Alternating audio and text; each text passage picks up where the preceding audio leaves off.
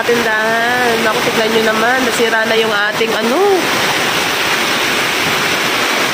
Oh my God. Hala. Nasira na yung ating trapal. Oh my God. Oh. Oh no. Oh. Tindahan natin. Ano na nangyari? Wala.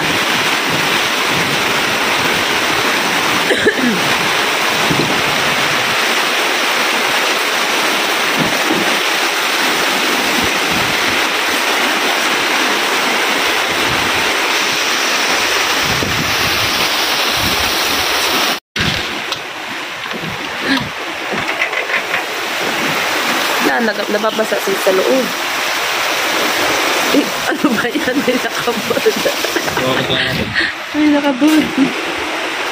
Mag-aalas 6 pa lang ng umaga ngayon mga katindahan. Tingnan nyo, nandito tayo sa loob ng tindahan. At brown out yan. Halos wala tayong makita. Grabe, ang lakas ng ulan. Ayan mga katindahan.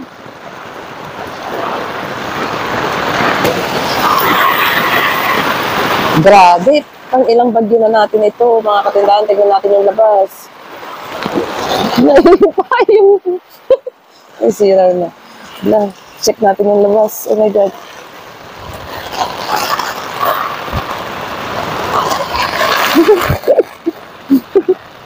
Wala, yung ating pangsara. Wala, masisira.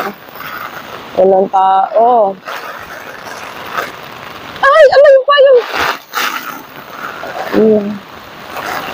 Tindahan natin. Oh my God. ENC Dry Goods Store. Walang katao-tao. Oh. Habagat mga katindahan. Ay! Wala. Yan, walang katao-tao. Ayusin natin. Ito. Wala, nangubot niya. Okay.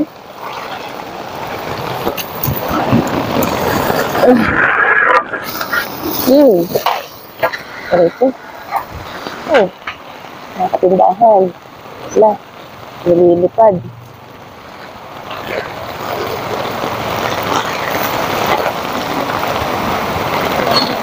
Maganda eh.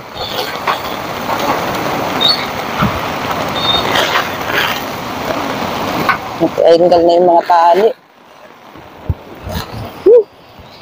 Wala yung tali natin.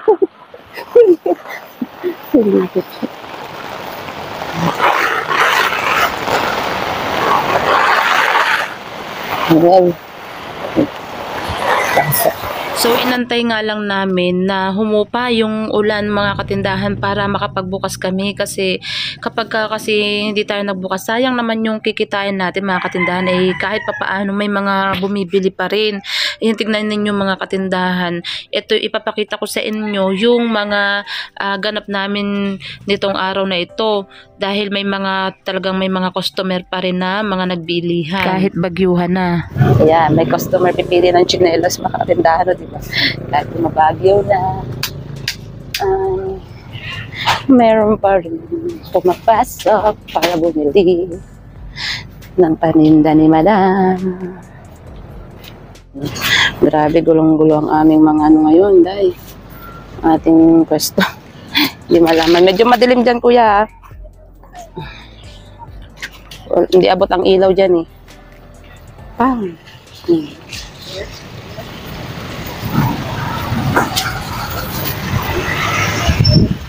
Yun yung mga inaayos ko ng mga paninda. Ang dami. Superwoman. Oh my God. Ang lupit mo, Madam Claire. Ah, ikaw na talaga. Ang sitwasyon dito sa labas. Yan. Kahit pa paano, medyo tahimik ang sitwasyon natin. Oh my God. Sombrero.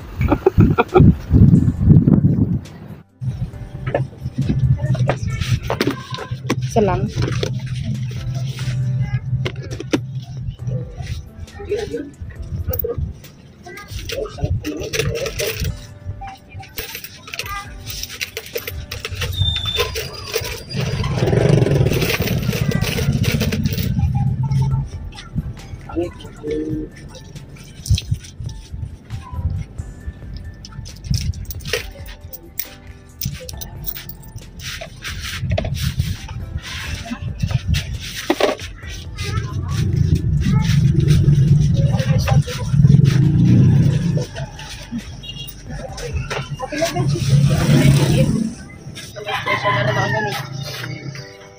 Sipon na. Well! Kaway! Kaway. At dito naman sa part na to mga katindahan is ina-arrange ko na yung mga dumating na paninda namin ng mga blue corner. Yan yung pinamili nung kapatid ko nung nagpabili ako sa kanya sa Baclaran. Ayan. So iniisa-isa ko na yan na tanggalin dyan sa sako para ma-display ko na nga. Mga blue corner yan ng mga pambata, pang matanda.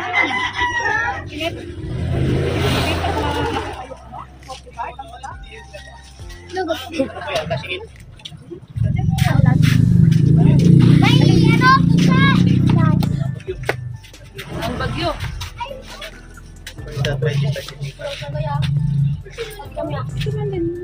0997-68-49-75. Hindi nakaregister sa labas.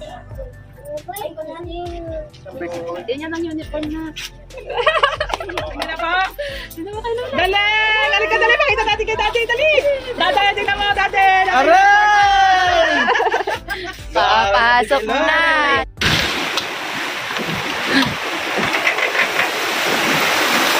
Nababasa siya sa loob. Eh, ano ba yan? May nakabod. May nakabod. Ano? Manan.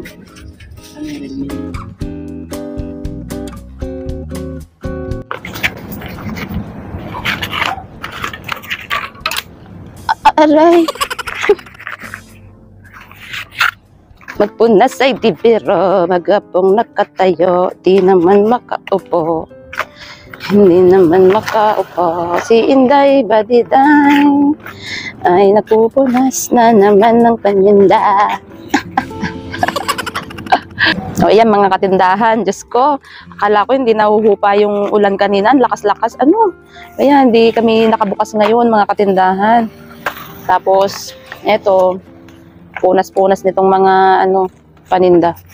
Magre-relocate na naman nga tayo ng ating mga item, mga katindahan kasi nga hindi nga umapakali. Hindi umapakali mga katindahan. Diyos ko, 'di ba, yung mga charger ko doon sa kabila nakalagay. Yan. So, wala lang. Lipat natin para masaya, para may magawa, 'di ba? Nakakatuwa. So, dito ko nga siya nilalagay. Ayan, mga katindahan. Bright idea ba? Dyan ko yan ilalagay. Diba? Siyempre tayo mga galamay natin. Mga galamay natin na hindi yan mapakali. Yan, dyan tayo lalagay mga chargers. Alam niyo kung bakit? Kasi mga katindahan, kapag ka may bibili nga ng item, lalabas pa ako dito. Ayan, oh. Yan, lalabas pa ako dyan. Tapos pupunta pa ako dun. Lalakad pa ako dun. Papunta dun. Tapos ganyan. Tapos para makuha ko lang yun, yung banda dun, yun. Diba, may customer, iikot pa ako doon. Ang sarap-sarap kaya umupo dito sa loob. Diba, medyo makalat lang yan, pero ay, bongga day, makahiga ka dyan. Oh, diba? Oh, diba? Dito tayo hihiga. Pag may customer, mga katindahan, may bibili ng charger, headset, kung ano man yan, naabot-abot lang natin. Ito yung front desk natin. Diba? Ako na talaga ang hindi mapakaling tindera. Oh my God! Alam nyo, wala naman sa plano to. Wala sa plano tong pag-ayos na ito. Ano be? Pasok kayo. Pili kayo sa loob. Sige, papasok po kayo. Wala sa plano itong ginagawa kong pag-ayos nitong mga charger dito. Kasi alam nyo kung bakit. Ang uunahin ko naman talaga dapat na ayusin ang pagdi-display. Ayun nga mga school supplies. Pero dahil para akong nahihirapang gumalaw. Parang ang dami kong kailangan ayusin. So, yan, parang nakita ko lang, kaya pala ako nahihirapan dahil dito sa mga charger na ito dahil iikot pa nga ako. Kaya, ayan. Wala ito sa blueprint ko. Pero, sige, eto muna. Pag natapos ko na to, talaga naman, aayusin na natin yung mga school supplies na yan. Naghahanap nga kasi ako ng madi-display ng school supplies. Parang nakukulangan talaga ako sa display yan, kaya didiskarte muna tayo kung paano natin mapapalawak yung ating display yan. At saka yung pinaglalagyan natin ng mga charger na yan, ayoko yung kalbong-kalbo talaga, dapat punong-puno yan. Mga school supplies nga yung dating nakalagay dyan, kaya lang kailangan ko muna ng ayusin yung mga charger para meron akong pagdi-display, para masimulan ko nang ma-display ng maayos ang aking mga school supplies. Mga katindahan, hanggang dito na lang muna itong aking video na shinare sa inyo kasi nga magdi-display muna tayo ng mga charger dyan sa likod. O diba? At ang mensahe ko naman sa ulan kay Bagyong Karina, Bagyo ka lang, marilinda kami. O siya mga katindahan, hanggang dito na lang muna itong ating video. Maraming salamat sa inyong palaging panonood and happy selling!